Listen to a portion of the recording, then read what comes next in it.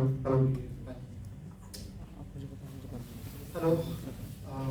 Good afternoon to you all, and it's a big privilege for me. I studied from IIT Kharagpur long time back, and it's like it's a sort of homecoming for me because I have my very old good friend Adrish Banerjee was my deep mate. We did meet a number of times over the last how many years? 96, okay, last 29 years. But I believe coming and meeting him in his home, I've been wishing to do this for a long time, but somehow from Bangalore, I don't get too many opportunities to come to Kanpur, right? So thanks to everybody who invited me to come here and talk about Jagdish Chandra Bose. And another pleasant surprise was Amay. Amay and me, we were colleagues long time back, close to 30 years back, right? 30. So I knew that he was in IIT Kanpur, but somehow I couldn't connect the dots that he would be here, right? So that was a very pleasant surprise for me. And also thanks for turning up here, because it's not necessary that friends will always turn up for such things, right? So very special thanks to both Adrish and Amay ki Saturday evening mein sab kuch chhod chha ke apne dost ke liye khada ho gaya, right? So that also says about the fraternity and the bond that IITians have, right? So I believe you guys should also maintain this. So whenever your friend does something, please go and stand behind him, right? So that is the crux of the story. And okay, so Adrish had intimated me. He told that it's a talk. So I'm not a professor. I'm not. I am used to talk only for 5-10 minutes, and that's it. And he told me, यहाँ पे tradition ऐसा है कि 1 घंटा बोलना पड़ेगा. So I'm a little scared, right? So I think I don't think I can talk again, but I believe I cannot guarantee that even my good friends will also stand behind me if I talk for 1 hour. So to make things really interesting, I think I will not talk that much, right? I will say some interesting things that I have come to know about Jagdish Chandra Bose, and also about the overall science scene in India over the last 150 years, right? But I believe we can expand the Q&A session, right? And rather than me talking, which will make me also feel sleepy, I think we can do it little more conversational, right? Where we can talk. And yes, I know it's not that easy to suddenly start asking questions, right? But I will help in that, because generally all sessions, right, I talk less and I enjoy more the conversation part. Because at the end of the day, at least the speaker himself shouldn't get bored, right? So, and if I get bored, then I can understand how bored others will be, right? So, why Jagdish Chandra Bose, right? So that's, I think most of the people, they ask me. And at the beginning, I used to have trouble. Why Jagdish Chandra Bose, and the reason is a little funny. Okay, so in KGP we had a hall named AJC Bose Hall. So that was meant actually for the for the research scholars, and that was one of the few, I think, co-ed hostels where actually people could stay with their wives, right? So the hall was more famous because that was one in 90s, that was only co-ed hostel, right? So bas AJC Bose ka naam was associated with that, right? So co-ed hostel ka, his name, the hostel's name. And me being a Bengali and brought up till the first 10 years of my life in Calcutta, and also my parents stay there.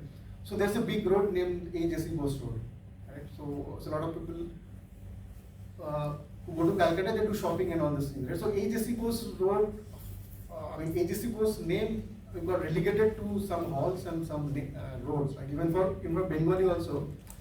I can guarantee you go and ask any proud Bengali, right? So Bongs are generally they're proud for a lot of funny things, right? Kush. So even for a proud Bong who claims to be knowing a lot of about the culture tradition, if you ask by Jagdish Bose kaun tha, road hai nahi, bas wahi road. So so that was his status, and we used to read a lot of myths. So in vernacular medium, right? I studied in Ramakrishna Mission, right? So Ramakrishna Mission is again, that's where I learned a lot of things about Indian culture. But then when I was a student of Ramakrishna Mission, I never liked that concept. Right? I used to feel that they were unnecessarily bombarding us with Indian culture, but which later became a very important part of my life. So there also we read about Jagadish Chandra Bose, right? Scientist there, and then he. We read all wrong things about him. That we read that he discovered that plants have life, which is wrong. He didn't discover that plants have life. And being a part of Ramakrishna Mission thing, right? I knew little more than Jesse Bose, but then again, not much more than the road and the hostel. Right? And then sometime I think around 2018 or 19, I was, for some very funny reason, I don't know why my company they asked me to present about 5G. I think all this will start laughing, right? Because we were teammates, right? And he knows, what I read about communication and all this, right? So anyway, so corporate में ऐसा होता है, right? So like you guys will join corporate, right? You will understand that, and Amai also knows, right? That anything and everything is possible in corporate, right? So somebody like me can also lecture on 5G. Okay? So then I thought, technical चीज़ तो मेरे से होगा नहीं, right? So technical it is about 5G, right? It will be very tough. So I thought कि काम करेंगे. I had already started writing, right? So I thought चल थोड़ा सा interesting करेंगे. I will talk about the history of 5G, right? So the moment you bring history, right, then you can freak out, right? That I realized. Right? History is something that everybody can freak out. So I started reading a little bit, right? And that's why, the first shock hit came to me. I don't know whether you guys also know or not. People who are from communication background, right? So in one IEEE paper, first time I heard this thing that actually before 5G, the only person or only instance where millimeter waves are used for communication was by Jagadish Chandra Bose in 1890s in Calcutta, in Presidency College, right? So in fact, that acknowledged that actually after Jagadish Chandra Bose, nobody has ever used millimeter waves for 5G. And more things you can ask Audrish, right, about 5G. But what I realized at that time that one of the main features of 5G was about the almost close to zero latency communication, right? Like during COVID, anybody who was using Skype and all these things for for calls, right? We all know that actually there's a huge latency, right? I realized that more because once we thought that we'll do a jamming session, and at that time we didn't know, right, that itna buda hal hota hai. And we figured out that doing music over this thing is impossible because of the like when you hear the thing, the rhythm has already broken down, right? So latency is a big problem, right? And that is only possible because of the last end of communication, right? From the from tower till the device, right? So last mode of communication is done on millimeter wave, right? Is the shortest waves on which telecommunication has been done in the world, right? So that's why I heard the name of this guy called Jagadish Chandra Bose, and who did wireless communication using millimeter wave in almost 120 years before 5G started using them. Fine. I was embarrassed because I did electrical and electronics communication. The degree that we got from IIT Kharagpur says this. ECE, electrical and electronics communication, and then a guy who is giving lecture who would be giving lecture on 5G, I didn't even know these things. So that was the first time the name started. And then in IEEE paper it mentioned that, and then actually when I was digging more, then I came across another paper written by Brattain. I don't know whether I'm pronouncing his name correctly or not, but he is one of the Nobel laureates who got Nobel Prize for inventing one form of transistor. Not the Shockley transistor, but so Brattain was working under Shockley. But there are two sets of people who got a Nobel Prize for inventing transistors. One was Shockley, and then a few years later, this guy Brattain and one more person. So when in one of those 5G papers, right? They referred to this guy's paper, and then there I figured out that the first patent granted in the world on any semiconductor device is held by again this guy Jagadish Chandra Bose. Now you can ask, he concept patent, right? So he was granted this patent in 1904 when semiconductor was not yet discovered, and it's a pre-Einstein age, right? So in pre-Einstein age there was no way to explain semiconductor, right? So and what he did actually, and he named, and then I dug up that patent, right? So that patent happens to be for something which he called universal eye. So universal eye, and what he did actually, he has used like it was a point contact. So what it did was some sort of forefather of a diode, right? And at that time actually diodes were like the entire fund of semiconductor was not there, right? So what he figured out in that he was trying to find a rectifier or a receiver of radio waves, and in doing so, like through some experiment, he came up with a device which was very non-linear, and then he also happens to be the first person who drew that diode ka jo IV curve you have read, which goes like this and then suddenly it shoots up, right? He also happens to be the first person who drew that graph, because his device also had actually this type of feature, and he used that as a rectifier for meaning for receiving radio transmissions, right? So he didn't know what he did, right? And more interesting is that another thing which came up, he was also the first person to notice the photoelectric effect of semiconductor, right? Why he called it like universal eye? Because with that he could also receive light waves. So one of the very few receivers in the world till date which can receive light and also radio waves, right? Because incidentally he used some semiconductor, right, which could also receive light. So as I was coming across all these things, then I thought, this guy needs some nurturing, right? My whole life I worked in semiconductors, right? Still now I am employed in the company where I work for the semiconductor division of that company, and I got a degree which says electrical communications, right? And I know very little about this guy, like who seems to be the foundation of these two things, right? Semiconductor, wireless, these two are the foundation of the modern world, and this guy's work is related to the foundation of these two areas. That's why I started reading a little bit more about that, and then a lot of interesting things came up, right, which on the face value looks very I would say weird, like a scientist who is married to a wife, and then who has two other non-Indian, like white women who have played an extraordinary role in his life, in his research also, right? And by the way, this the patent that I mentioned, the first patent on a semiconductor device is sort of given to Jagadish Chandra Bose and also another lady called Mrs. Sarah Boole. So it is also interesting. So the first patent is of semiconductor devices, this lady also, right? So who is this lady? So Mrs. Sarah Boole happens to be a big disciple of Swami Vivekananda. She when Vivekananda went to the US in the 1890s, and when he became extremely famous in the US after this 1893, this the conference on world religion, which they call the Parliament of Religion, right?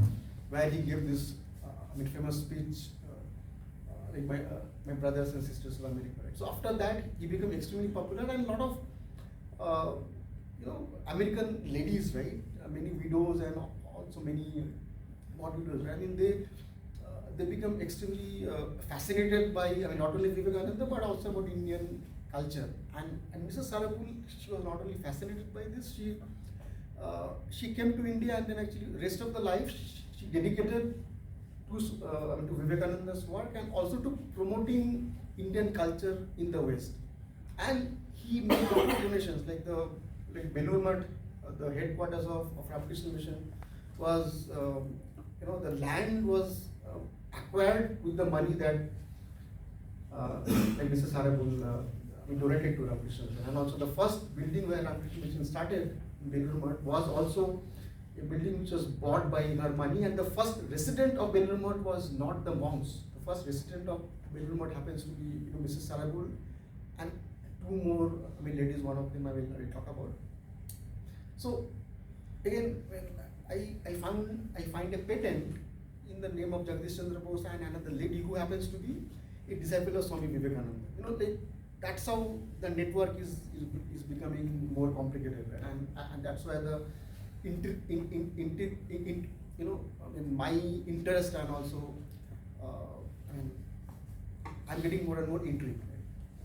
And then I came to, I knew, like I had read a Bengali novel which is called Sheikh Shumai, which is sort of a history. Sheikh Shumai means Ustin, or those days. So it's a historical fiction, and which is written by a very famous Bengali author, by the name of Sunil Gangobadhyay, who wrote this thing as a historical fiction, and it's a sort of running commentary of Bengal over the last 150 years, right? Starting from the 18th century till till the beginning of 20th century. So like 150 years of history of Bengal and also India, but with the focus on Bengal. So I had read that another disciple of Swami Vivekananda, who is Sister Nivedita, whose original name was Margaret Elizabeth Noble. So she did much more than Mrs. Sarabul. So she came to India and she never returned to Ireland, where she was from. And she stayed her entire life in India, and she died in India at a very early age. She died at the age of 41, and by the Swami Vivekananda also died at the age of 39. And whatever we hear about Swami Vivekananda, it was everything done, by an age which is less than 13 years from my current age now, right? So anyway, so Sister Nivedita, I had read about her, but then I figured out that most of the scientific papers that Jagdish Bose had written were actually written by Nivedita, and they were dictated by Jagdish Chandra Bose, right? So again, I believe the network is getting more and more complicated, right? Like a scientist whose papers are written by a nun, and who is getting who is getting money for his research work and also for filing patents by a rich American socialite widow who happens to be also a disciple of Swami Vivekananda. Right? So then these three people, Sister Nivedita, Mrs. Sarabul, and Jagdish Chandra Bose. Right? So these three people,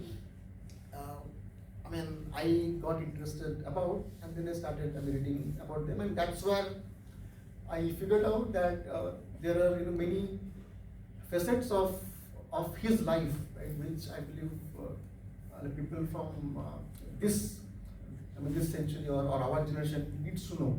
And why they need to know is again because I believe after a long time somehow the atmosphere in India is such that India since 90s, right? India has developed. The number of people who are moving out of poverty and the number of people who have come to the middle class, right? Like see, we all belong to middle class, but I believe had the liberalization not happened, right? We all would have been still in the lower class, right? So I believe it created some 30-40 crore people who are in middle class and who are aspirational, right? So when you have such a big aspirational population, right, then you try to look back and try to feel proud about your own country. See, as long as people are poor, they never feel proud about their culture heritage, right? So I think since 90s, this feeling proud about Indian culture, reading about Indian culture, about Indian history became popular, right? And I think a lot of things that happened since 90s, right? it is not, I mean, necessarily that actually it's promoted by some political party, right? It also happened naturally. I mean, other way around. I mean, a particular political party, they actually exploited, or I would say they utilized this aspirational India, right? So, I mean, without that political party, also the aspirational Indians would have shown equal amount of interest in Indian culture and philosophy, right? And that's why I feel Jagdish Chandra Bose has a huge role to play, because he is the first scientist of the modern India. India had other scientists, other mathematicians, Aryabhatta and other people, I mean, whose contributions are huge, but we don't hear about them, right? I mean, you know, we hear a lot of weird things about India's contribution, right? A lot of claims and misclaims are made, but there are some amazing work done by people like Aryabhatta, right?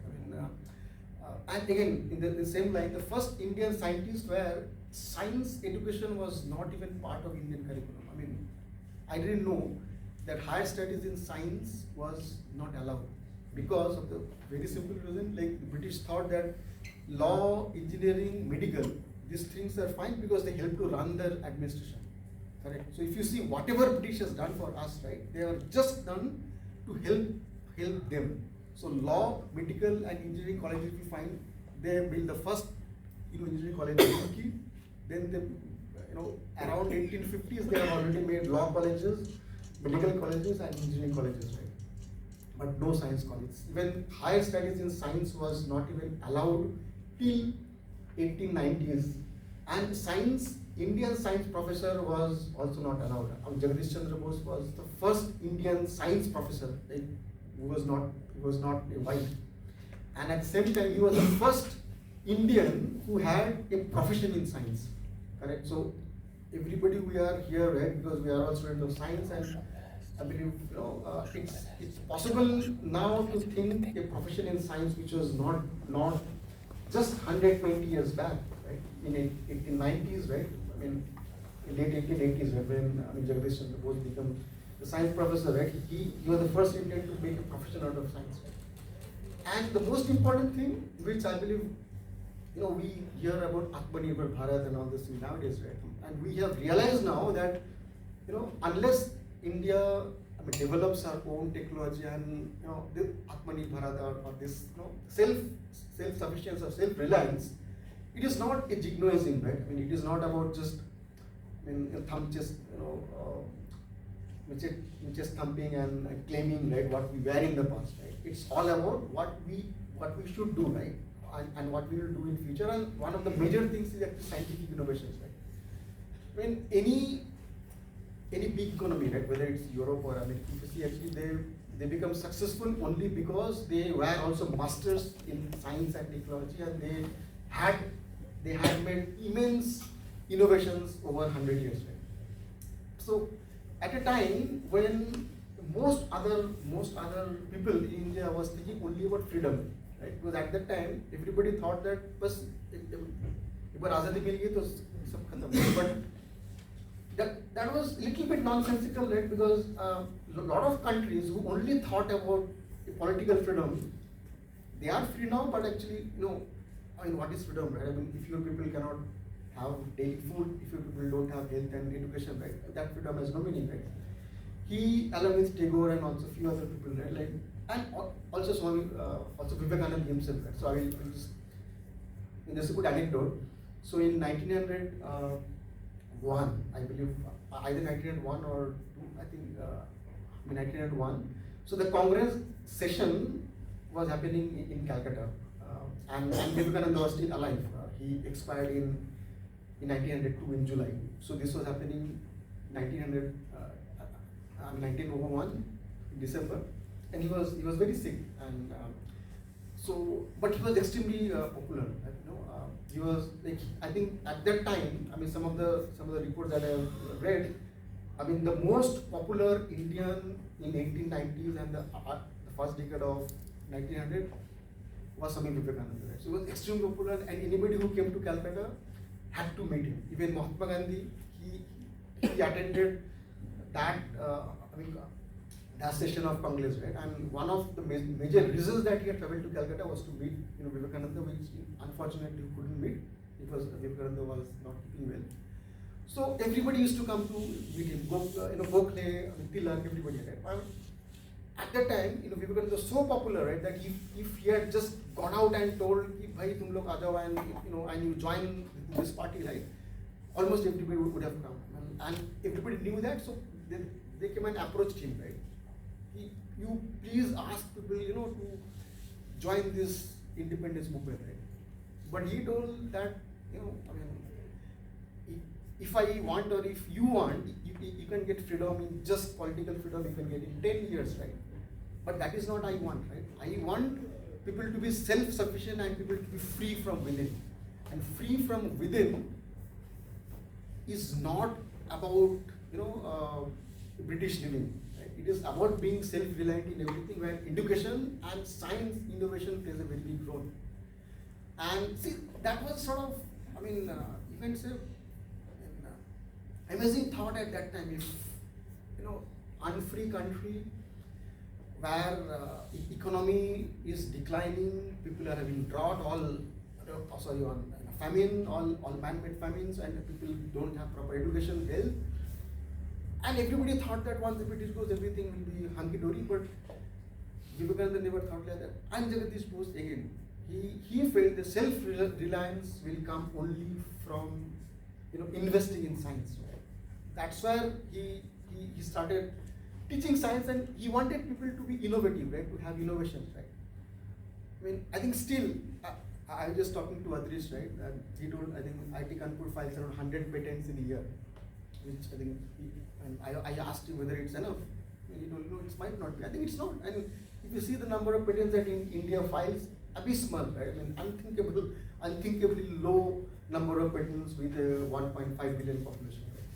So I think, that's where I felt that somebody, right, being a normal scientist, not coming from a very rich family, right, doing things only because of, with this, inspiration in mind that India has to be Atmanirbhar, India has to be self-reliant.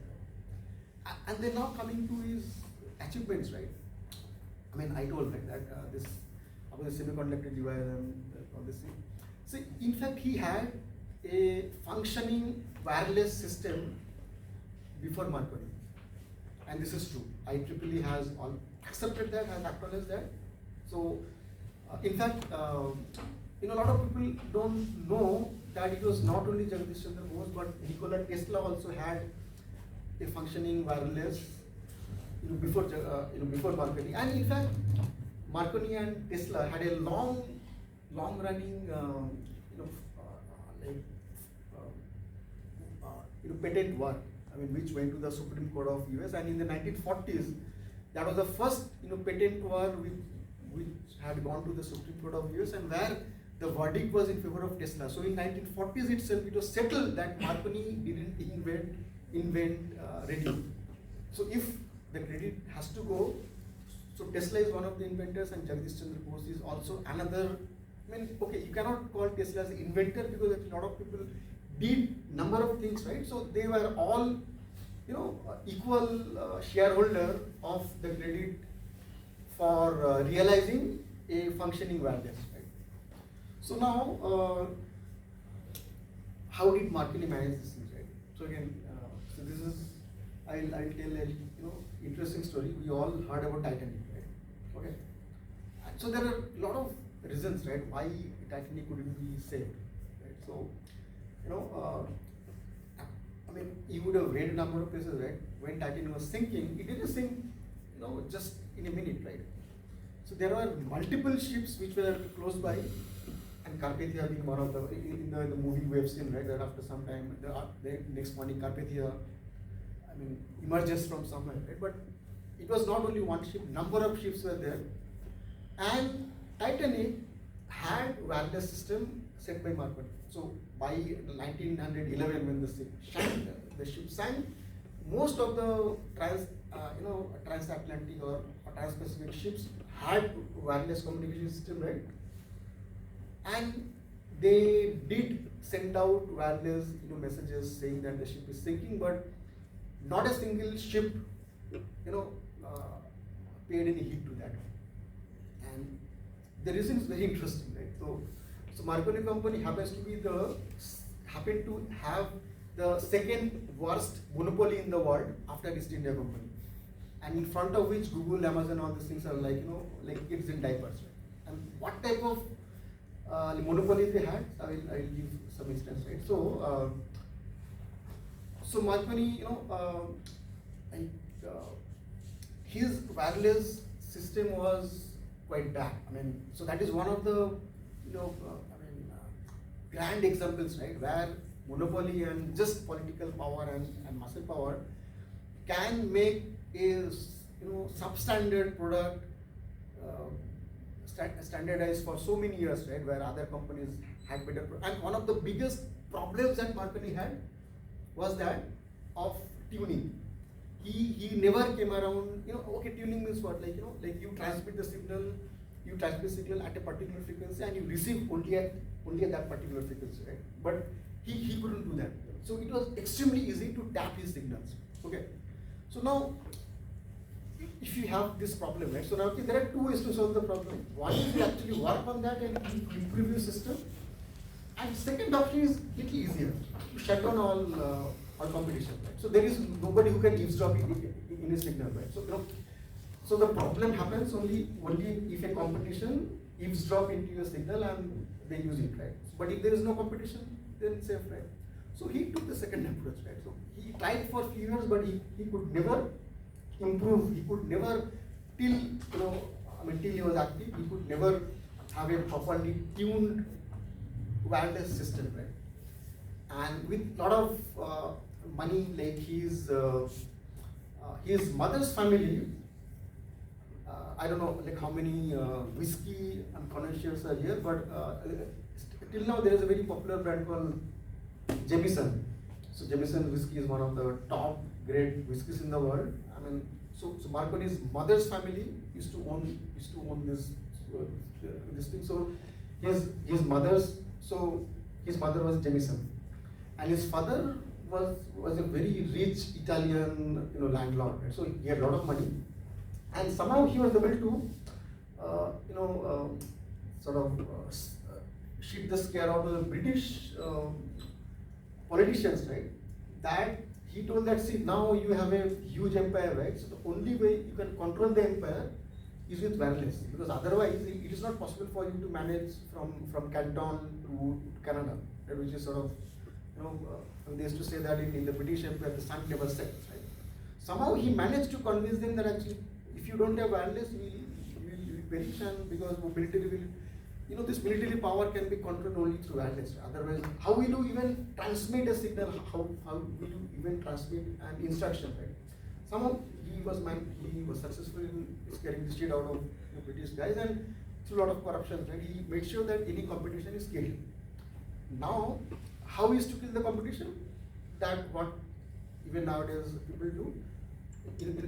Stronger company files lawsuits, and then like the smaller company, they go bankrupt only by fighting. So this is what he used to do. And when Titanic was in high seas, right? Unfortunately, all the other ships that were there around within, some 10 miles, some 15 miles, right? They were all fitted with, German, wireless system. So, I don't remember the name, but so the Germans, they had a system by Braun. So Braun also happens to be the Nobel Prize winner along with Marconi. In 1908, they jointly got the Nobel Prize for inventing radio. And again, I think that is one of the biggest shams of the Nobel Prize, that actually they gave award to somebody who equally deserved. It is nothing that actually Marconi didn't deserve, because he was an engineer, so he converted the science to engineering, right? So obviously, without Marconi, actually a lot of things wouldn't have happened. But anyway, of course, he was not the inventor. So Braun was the co-inventor. He also had his own telecommunication systems, right? So now the thing is this: everybody had tuned system, but Marconi didn't have tuned system, right? So any other company could eavesdrop in what Marconi is saying, right? What his wireless was transmitting, right? And by the time this idea of SOS had already come, right? I mean, so they had a way to transmit messages, right? Which would be universal, and then actually that which wouldn't need tuning, right? So, but then Titanic kept on transmitting the signal that actually we were sinking, right? And the wireless operators of all the other ships, right, they were strictly instructed that if you ever receive anything from the Marconi company, don't act, because they were scared that if they even act, the Marconi company will actually will sue them and will be bankrupt. So everybody within 10 miles or whatever, everybody knew that the ship was sinking, but they didn't react only because of this horrific monopoly that Marconi had. And only recently, I think a few years back, National Geographic, they brought this thing out. A lot of things were declassified, and they actually figured out this ill thing about So, I mean, when I started reading about Bose, right? So all those things started coming up, right? So how he also managed to hush up this fact where Bose was extremely popular in the academic circle. Like when he presented his wireless system in a session of British Association in 1895-96, right? I mean, he was extremely popular, and some of his teachers were among the best scientists of the world. Lord Kelvin was his patron. I mean, Lord Kelvin used to love him as his own, as a son. Then Lord Raleigh, another Nobel laureate, he was his professor in Cambridge, and he had many other patrons who actually loved him because in England there are a lot of scientists which had a global and universal outlook. Right? I mean, they didn't see India as a colonial or as a slave country. Right? I mean, they really felt proud that actually somebody from India has come up to this level. Right? So, in spite of so much patronage, in spite of so much love and respect, I mean, Marconi managed to dodge in the entire world for so long. Right? So these are about his contribution on the wireless side, and then but he worked on wireless or on radio science only for 4 years, and then he started working on what we call now plant neurobiology. Again, a very new field.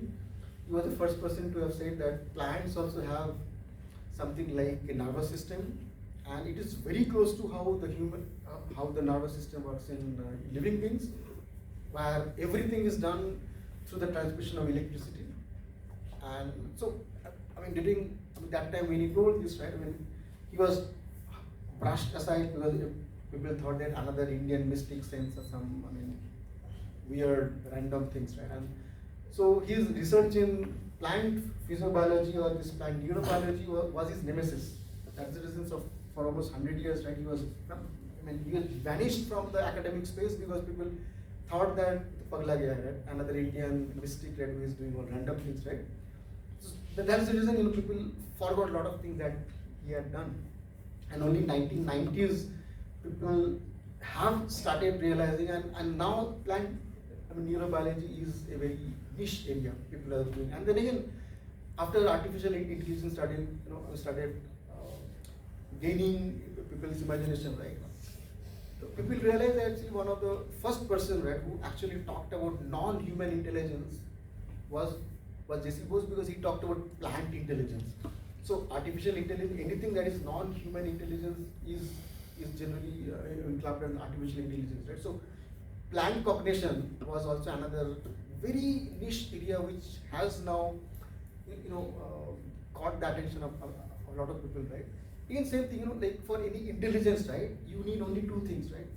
One is memory, and second is actually using the memory to build up something on what has happened in the past. So basically, one of the fundamental things about intelligence, whether it is artificial or human, is memory.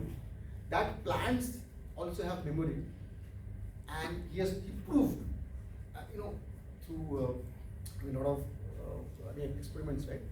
So this very concept of visualizing intelligence in the form of memory and incremental things, right? See, any intelligence is always incremental, right? I mean, it is always building up on something that has happened.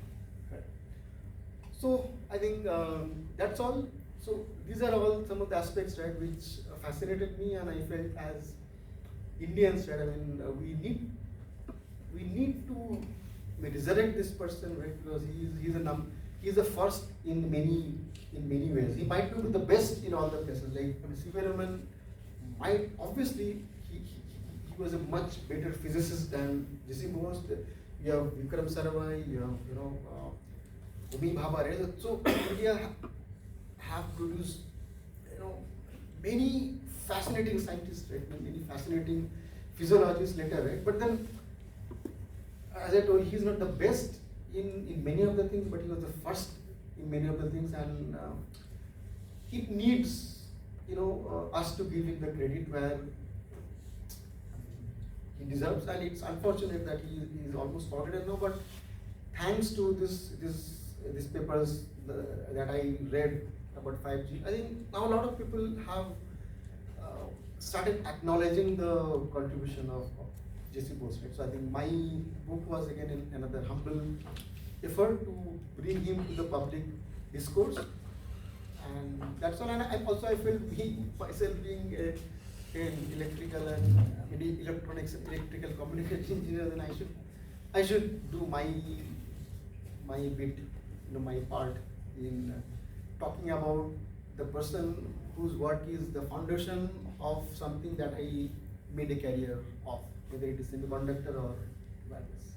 Thank you. So that's all I had to say. I think now we can have some conversational stuff. So how long did I speak?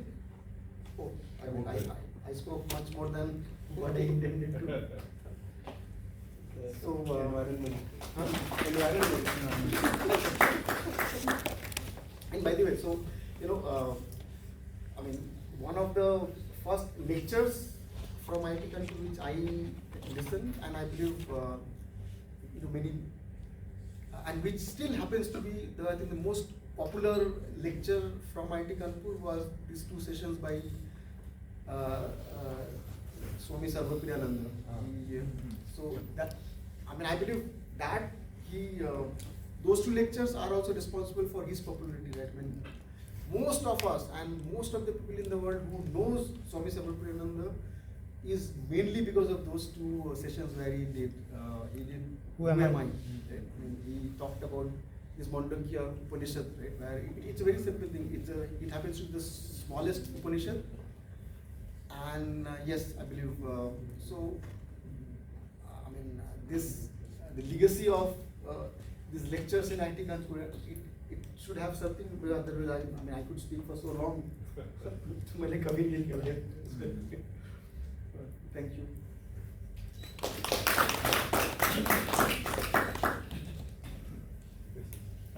Thank you, sir.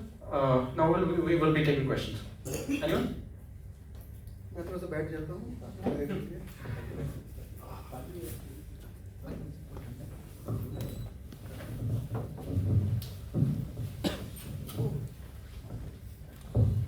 Hi. I think you mentioned that normally people believe that J.C. Bose discovered that plants have life, while the truth is something else.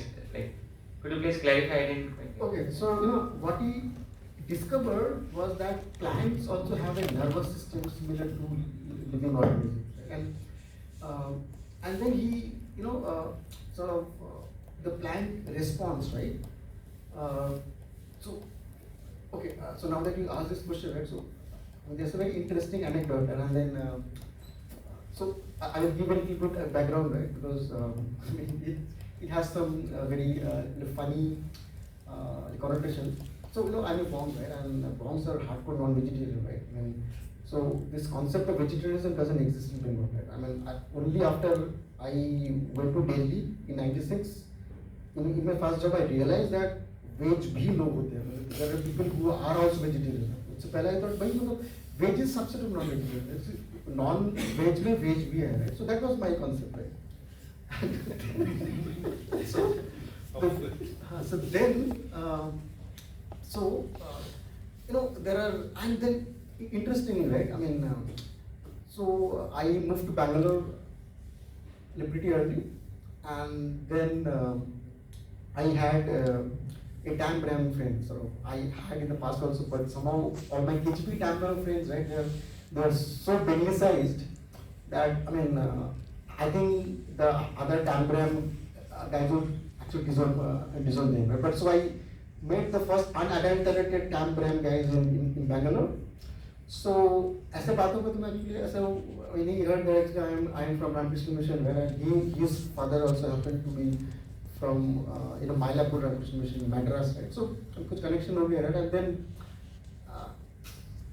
बातों में it came out that actually Vivekananda used to eat mutton, and before he died, the Last Supper, where he himself cooked mutton with his own hands, and he asked his disciples to get hilchafis from the Ganges, and he fed those, and then he died. Right? So he was flabbergasted. It's a blasphemy that he thought that Vivekananda is a veg. I told him, bombs veg nahi hote. ठीक है? Aurobindo Ghosh ho, ये Vivekananda हो, ये Ramakrishna Paramahansa हो, concept नहीं है. So the same thing. Why I am talking about the plants, right? So George Bernard Shaw was a vegetarian. Again, a very unusual vegetarian who popped up in England. Might be he was so disillusioned, right? And his humor came out of this thing, right? Only after he became vegetarian. So he was a very cutter vegetarian, right? And then he met Jagdish Chandra Bose. So Jagdish Chandra Bose made a wrong hair, right? Very fascinated about fish mutton nahi khayega to life में कैसे आगे जाएगा, right? So he told G.P. Shaw that okay, you eat vegetables because you think that vegetables don't or plants don't have life or they don't feel pain. Yes, it hurts my conscience and it hurts my everything when I see you are killing your life and ruk jao. So he at that time he had already discovered that plants have nervous system, right? And plants also feel pain. So what you ask now, plant has life. So what he discovered is that plants also have responses like pain, like hysteria, like shock, right? And he proved that. What he did actually, he had a piece of carrot. So what happened actually? So G.P. Shaw used to eat a lot of salads, and I think in front of him also, right? He saw carrot. उनको लगा होगा कि खाने के लिए रखा, he started eating, right? भाई साहब, you just killed a life. But then he showed he put two electrodes in the two ends of the carrot, and then actually he started cutting one side, and then he showed him the convulsion that the other side of the carrot was having, right? Because that sense that actually something is happening to that part was transmitted through electrical stimulus through some form of nervous system, right? So other part of the carrot was in hysteria that somebody is cutting, right? So in fact, then he told that like in our religion, which is there's a Brahmo, which is not exact. So in Calcutta during the 19th century, so like some of the elite monks, they started a new form of atheism which they call Brahmoism, right? So they were the Advaita Vedantists, right? They believed in only Rig Veda, Upanishads, and they used to call them Advaita Vedanta, which is the crux of Upanishad, right? So then Jagdish was told, like our forefathers have also thought about it, right? Like now you are telling that, you eat vegetables because you think that you are not killing life, but a vegetable also feels the same pain that a calf or a goat or a hen feels. So you have this very concept that actually you are vegetarian because you love life is a sham. Then in our religion, right? It looks like so if you remember, so the Vedas have three components, right? First is the which we call Sanghita, which is the original prose or the poetry which are composed with the main crux of the Vedas, and then you have the Brahmanas and the Aranyaks, which are the commentaries, right, added by a lot of people, right? So one of the Brahmanas, it looks like it has this text where it says that whenever you eat a cow, yes, I will not cover that, right? Indians ate cow for a very long time, fine. So when you eat cow, when you eat goat, when you eat horse, and when you eat a vegetable or a rice, in the afterlife they will also eat you. Right? So So the crux of the matter is that actually, so they are equating everything, any form of anything that you eat ultimately has life. So this concept was there even during the Vedic time, right? And then we should ask, so then what should we eat? Then Jagdish Bose, he gave another example from one Upanishad where Yagnavalkya, Yagnavalkya is one of the popular characters in Upanishad. To him also somebody asked, so if everything has life, so what should we use? Then it looks like, I didn't read that original Upanishad where Yagnavalkya says this thing, but I read what Jagdish Bose said, right? He tells that actually, Yagnavalkya, after hearing this thing, and this is a very simple thing, whatever is natural or whatever your folks have been eating for ages, right? You eat that. So what he discovered, right, is that plants can also feel pain, shocks, and they can also get into convulsion, which is very, very close to the human form of life, not life in general, but human form of life where we think that emotions, pains are the main form of life. If you kill a cow, it feels the pain, right? But a cat also feels the same sort of pain when you cut it. So, okay, I just digressed a bit because a lot of people ask this question, and I believe this GB Shaw and this JC Bose anecdotes are a little interesting in the modern times, and especially with certain things that we hear nowadays, right? So I feel it's a little interesting. Related to question, so was the scientific community of the belief that Plants had life before J.C. Bose's experiment? Yes. Plant cells are living cells, right? So everybody knew that actually they had life, correct? So it is not that he discovered, but he discovered the little more that life is not only about cells and protoplasm and all those things, right? So say a plant cell and an animal cell that we would have also read, right? The moment people had microscopes, right? People know, so plants grow, plants, they reproduce, right? Plants had, Darwin told that plants have life. So it's not that people didn't know, but they never. It was always a little ambiguous, right? And then again, what is life? That itself is a very ambiguous thing. Even our grand old cat man, which is Schrodinger, right? His cat became more famous than himself, right? So Schrodinger wrote a book in 1940s called "What Is Life." So just you can imagine, right? A person of Schrodinger's caliber doesn't know what is life. So it is not easy. If you say that actually he discovered plants have life, then the second question comes, what is life? Right? Which Schrodinger in 1940s also didn't know. So it is, a definition of life is colored by our prejudice, by our culture, by our so many things, right? So that's the reason I believe it's not simple to say whether he discovered life, but he discovered that plants can feel pain, shock, these things. so after the meeting did JB Shaw start eating non-veg? That's a good question.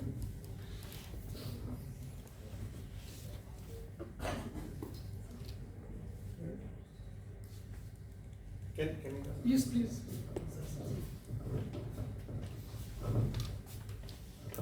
So, J.C. Bose himself was very much against the patenting system, right? In fact, what I heard is he was to be dragged by Nivedita and others for patenting. Yes, I should have,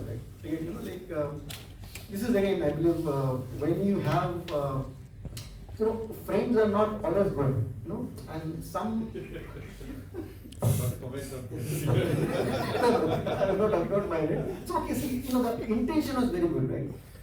So Tagore, Nivedita, and Vivekananda, right? So they were, so they believe that India needs to be self-reliant, right? And then people should do science as a form of devotion, not for making money, right? And somehow, J.C. Bose ke dimag mein bhi ghus gaya, right? Because when Tagore was so proud of him, and Sister Nivedita was so proud of him, Vivekananda died very early, so he couldn't show his pride for longer number of days. So somehow they felt that actually, like J.C. Bose was like an acharya. Okay, so why it is Acharya Jagadish Chandra Bose? A. J.C. Bose wrote A. Acharya. So Tagore elevated him to the podium of an acharya, or the national guru, because he is doing science, and he is doing science not for money. He is doing science as a devotion to the country. That was something that, for the reason he didn't file patent, but that was bad, because had he filed that patent on semiconductor device and on the radio receiver, right? Still at the time when he wanted India's name to come up and India to come in the forefront of science, his patent could have gone a long way. So after 4 years, when it came for renewal, he didn't even renew. So it lapsed after 4 years, and it took Britain another, I think, 60 years to dig up that patent to say. So for 60 years, people didn't even know there is such a patent of radio receiver with the semiconductor device.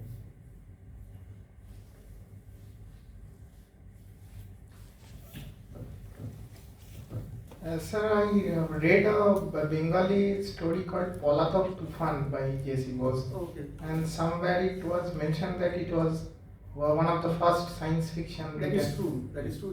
He happened. So he was also a very prolific writer, and he also, okay. So another thing that I discovered, he is the first Indian, Himalayan travelogue. So he wrote a travelogue about his trekking to the Pindari glacier. So people who have gone to just Bageshwar and all those places in Uttarakhand, right? I mean, you know, beyond Almora you have Bageshwar, and from Bageshwar you start the Pindari glacier trek, right? So like he did that in 1992, and his travelogue happens to be the first Himalayan travelogue in any language in the world. So before that, nobody wrote any travelogue on Himalayas, right? And at the same time, he wrote this science fiction, which is Palatak Tufan, means actually the fugitive storm, right? Which is not the first science fiction in Indian language, but one of the first science fictions in any Indian vernacular language, and also one of the first science fictions in the world, because before that in English also we didn't have too many science fictions. Yes, that is true.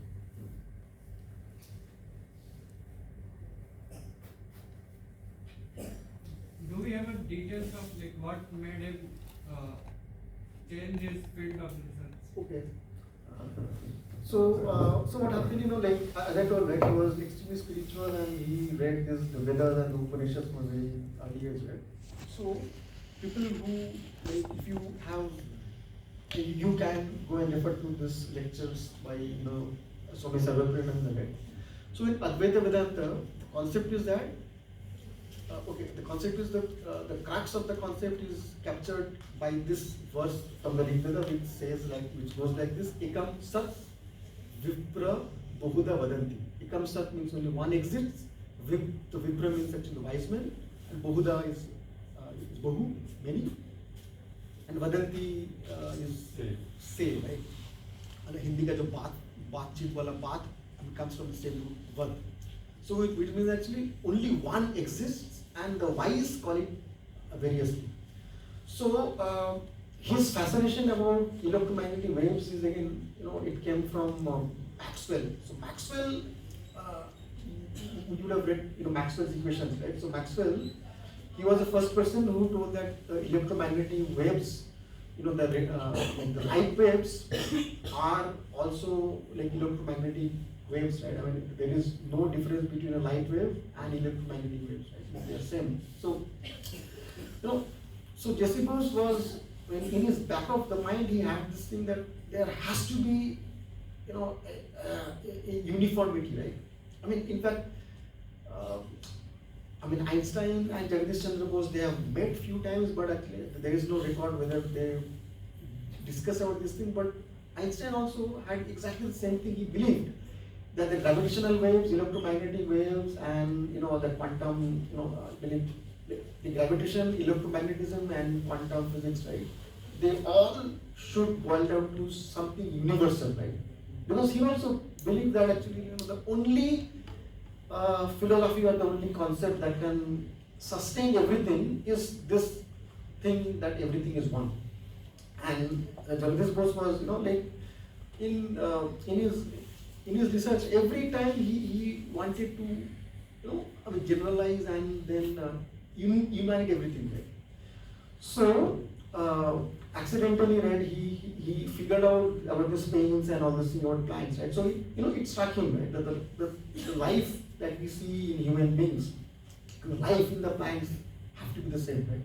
That's why he immediately moved, because in physics, in wireless he did some work for only 4 years, but somehow I think his inner calling was to unite, to have a universal view of life, which Schrodinger also faced. So I believe it's not about Jagdish Chandra Bose or his background of Indian spiritualism, right? I think, see, any scientist at a particular level, I found, they talk in the language of Advaita Vedanta, right? Because Advaita Vedanta itself is a very universal thing. So Einstein also, if you read some of his lectures, right, about his universal thing, right? It sounds like, it appears as if he would have read. Yes, he did read Upanishads a little bit, and Schrodinger had read all the Upanishads, but in fact Schrodinger in his book, What is Life, has also referred to Upanishads. He did, right? So I believe, but about Einstein, I am not sure whether he had this feeling after reading Upanishads. He might not, even Maxwell. So Maxwell also had the same thing, right? He felt that, it cannot be different, right? The universe cannot sustain with different things. So I think that became the nemesis for Jagdish Chandra Bose, because people thought that he is being surreal, he is being too philosophy, and his papers became philosophy. So yes, so he moved because of this thing, because of his inner calling for proving Advaita Vedanta through science.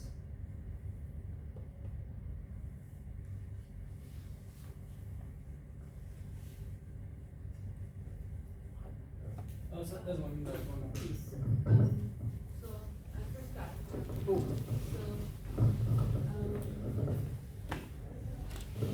What makes him the great scientist, and what today the scientist should do and inspire to see his lifestyle? And one more question as a mom of 3 years, what he has like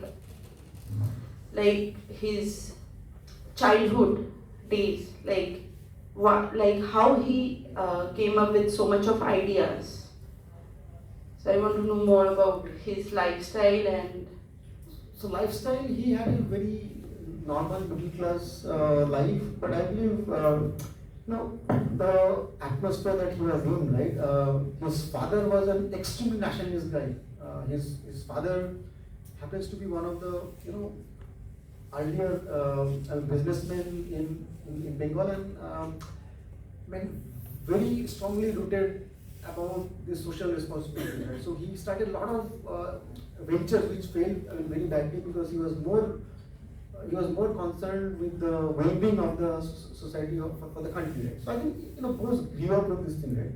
And then his friendship with Vivekananda was Tagore, right? See, at that time, the Mahol in Calcutta was such that everybody is thinking about the country, right? Everybody is thinking to take India to the next level in various ways.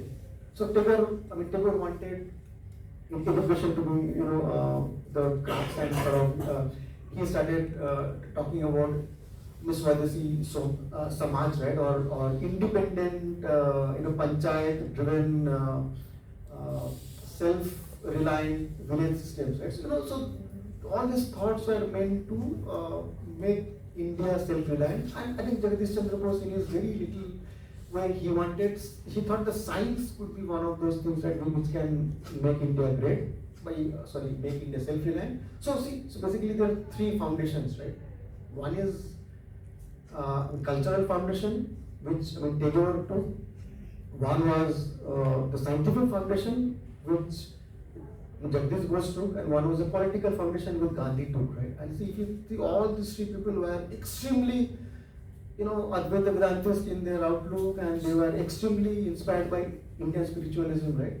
So it just happened that he became a scientist, and Gandhi became a politician, and Tagore became an educationist or a cultural icon. But they all were working for the three foundations on which any self-reliant society stands. So there is no fourth foundation. He refused salary for something. Okay, so it is okay. He refused salary, but actually not out of anything else. So that was the first satyagraha. Yeah. So what happened? As I told, right? So Indian science professor was not known. So he got the professorship, but then actually he was taken as a temporary,